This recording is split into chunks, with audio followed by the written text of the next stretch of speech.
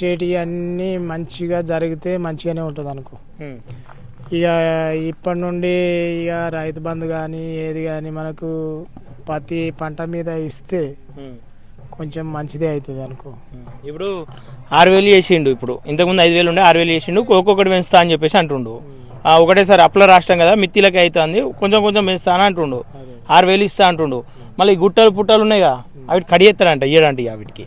అది ఇవ్వకుంటే మంచిదే కదా. ఇప్పుడు ఓడో వచ్చి ఎక్కడి నుండి వచ్చి భూములు కొని అన్ని జాగాలు కొని అన్ని దయచేసి మొత్తము రైతులను ఆగం పట్టించి అన్ని కొని పారేసి వాటి మీద తీసుకుంటే లక్షలకు లక్షలు పంట పెట్టకుండానే వాడు మంచిగా బతుకుతుండు.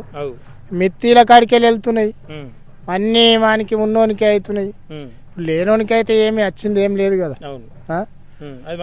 అదైతే మనకి ఇప్పుడు అయితే ఒక్కొక్కటి చేస్తే మంచిదే అనుకో. ఇప్పుడు ఈ కొత్త ప్రభాకర్ ఆయన మరి మా నియోజకవర్గానికి ఉన్నాడు, ఆయన ఇప్పటి వరకు కళ్యాణ లక్ష్మి ఈ వరకు రాలేదు. తర్వాత మాట్లాడండి, ఫోన్ చేసాం, ఫోన్ చేస్తే ఫోన్ అసలు ఎత్తుతడమే లేదు, అసలు ఎత్తుతలేదు. అందుబాటులోనే ఉంటున్నట్టు కానీ అందుబాటులో ఏడుంటుండో అని మనకైతే మేలు చేయాలి కదా ఉన్నప్పుడు. మరి ఇప్పుడు ఏడాది కోలే రాకపోయడం అంటే ఏందది, అది అయి కానట్టుగానే కదా.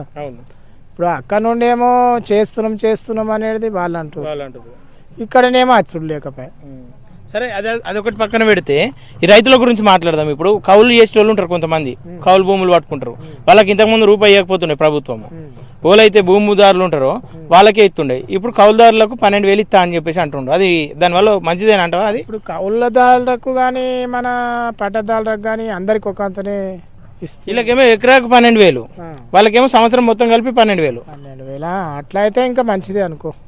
చేసిన వాళ్ళకు కొంచెం ఉపయోగపడతారు కదా, దేనికైనా కానీ జర వాళ్ళకు కూడా కష్టపడతారు కాబట్టి వాళ్ళకు కూడా కొంచెం మేలు జరిగినట్టే కదా. ఇంతకుముందు భూమి వాళ్ళకి ఇస్తుండే కదా, ఇప్పుడు భూమి వాళ్ళకి బంద్ అవుతుంది, ఇక వీళ్ళకి ఇస్తారు. భూమి వాళ్ళకంటే ఇక వాడు ఇంటికాడ ఉండి అయినా కానీ పైసలు తీసుకునే ఇంతకు ముందు. మరి ఇప్పుడు ఇస్తే, ఇప్పుడు చేసినోనికి ఇస్తే మంచిదే కదా. ఇట్లా వాయిదేనా మరి? మంచిదే కదా, ఇప్పుడు మంచిగా ఇచ్చినట్టే కదా, దాని గురించి ఆలోచించిన అవసరమే లేదు, ఇక అవసరం లేదు. మరి ఒక్కొక్క అడుగులు ఎత్తుండని చెప్పేసి అంటా ఉన్నారు రైతులు. ఏమనుకుంటారు మీరు? అంటే మీకు కూడా తిప్పలు ఉంటది. మాకు అంటే ఇప్పుడు ఏంది, ఈ ప్రభుత్వం వచ్చిన తర్వాత దుక్కి మంది మస్తు పెరిగింది. అప్పుడు 1,100 లెక్కుండే, ఇప్పుడు 1,300 అయింది. ఇంకా డిఏపి కొనాలంటే 1,375 అంటున్నాడు. ఇక రైతు బంధు లేదా మందులేమో పెరిగాయి. దాని గురించి ఎట్లా చేస్తుంది? అట్లా ఈ వరకు 2 పంటలు వాయి, ఈ వరకు రైతు బందే రాకపోయాయి. అవన్నీ సవరణ జరిగినాయి. ఈ గుట్టలు బుట్టల జాగాలు ఉన్నాయి కదా, అవన్నిటిని మేము ఎంక్వైరీ చేసినాము, అవన్నిటి కోసమే ఆగింది, లేట్ అయింది అంటాడు ఆయన.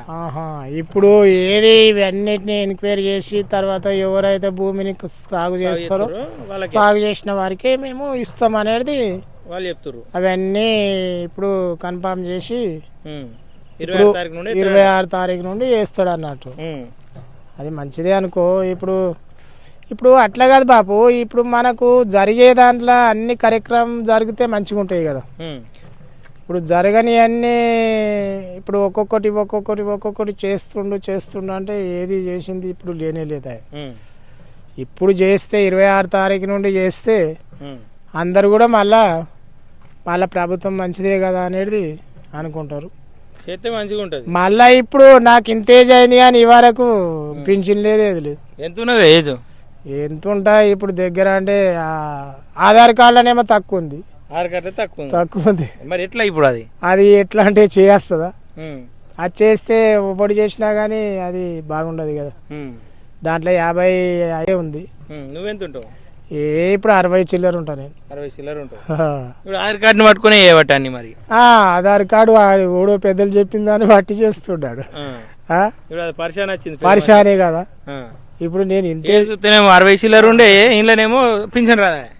అది ఓడో చేసిన దాంట్లో ఇప్పుడు ఆధార్ కార్డు ఇప్పుడు మేము ఏందంటే 71 ఇట్లా అప్పటికే నేను ఎంత నా పెద్దగా ఉన్నా.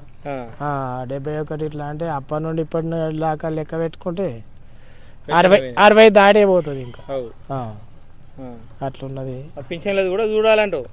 పెన్షన్లు కూడా చూడాలి మరి. పెన్షన్లు కూడా చూడకపోతే ఎట్లుంటుంది? పెన్షన్లు చూడాలి. ఇప్పుడు ఎవడన్నా చిన్న పోరడు చిన్న ఏజ్ వాళ్ళు చనిపోతే అప్పుడు ఆ ప్రభుత్వంలో 5 లక్షలు ఇచ్చిండు.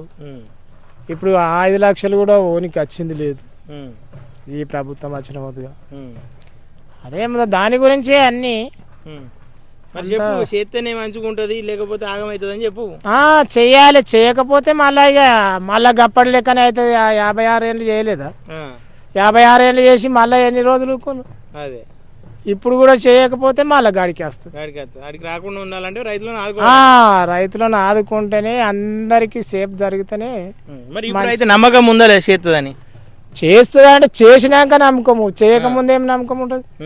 అనిపిస్తుంది కదా, అరే వెనక ముంగట ఎత్తర్తి అని చెప్పేసి అనిపిస్తుంది. మనకి ఇప్పుడు చేసిండు అనుకో, ఇప్పుడు మనకు చేస్తే ఎట్లయినా ఇంకో దానికి ఆగత్తది, ఇంకో దానికి మళ్ళా చేస్తాడు రా అనేది ఉంటది అట్లా. సరే బాపు, ఇప్పుడు వాళ్ళు నాయకులైనా గానీ ఇప్పుడు వాళ్ళను ఏం సంగతి మరి మీ నియోజకవర్గంలో మరి మీరు ఏమేం చేస్తున్నారు అనేది వాళ్ళు కూడా కొంచెం అది చేయాలి కదా.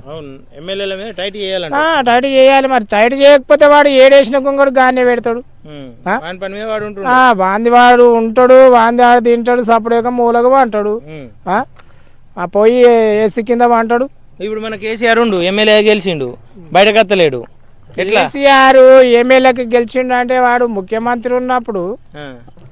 ఇవాళ ఏమో ఎస్ఐ పోయి కానిస్టేబుల్ అయినంటే బయటకి ఎట్లా వస్తాడు? వస్తాడా? రావాలి కదా. పెద్ద ప్రభుత్వంలో ఉన్నాడు, చిన్న ప్రభుత్వం వచ్చిండు అంటే కొంచెం అనిపిస్తుంది. ఇజ్జత్ కాదా? ఎంత అయిన ఇజ్జతే ఉంటది కదా. అట్లా అట్లుంటది. రాకపోయినా ఏం కదంటావు మరి? రాకపోయినా మనకేం పర్వాలేదు, కాకపోతే వచ్చిన ప్రభుత్వం మంచిగా చేస్తే సరే, మంచిగా చేస్తే సరే, అంతే మరి. సరే బాపు.